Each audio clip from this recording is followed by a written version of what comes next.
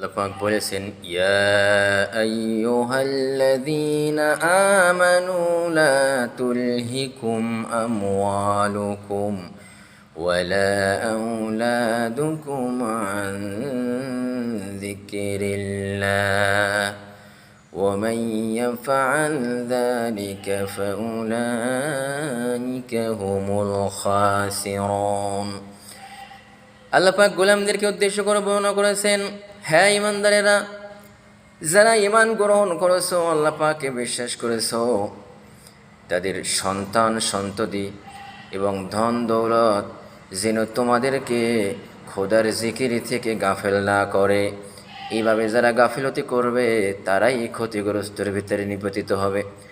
আর মূল প্রধান ক্ষতি হলো একমাত্র জাহান্নামের ভিতরে নিক্ষিপ্ত হওয়া। আমাদের সন্তান ছেলে মেয়ে তাদেরকে দিন শিক্ষা দিতে হবে, কোরআন শিক্ষা দিতে হবে, আল্লাহমুখী করতে হবে, তাদেরকে দিনের ভয় দিতে হবে, তাদেরকে সকল সময় আল্লাহ ভীতি করতে হবে, আল্লাহমুখী করতে হবে। আর আমাদের টাকা পয়সা ধন সম্পদ যা কিছু আছে আল্লাহ পাকের বিধান অনুযায়ী চালাতে হবে। তাহলেই আমরা আল্লাহ পাকের কোরআনের বিধান মোতাবেক জীবন পরিচালিত করতে পারবো।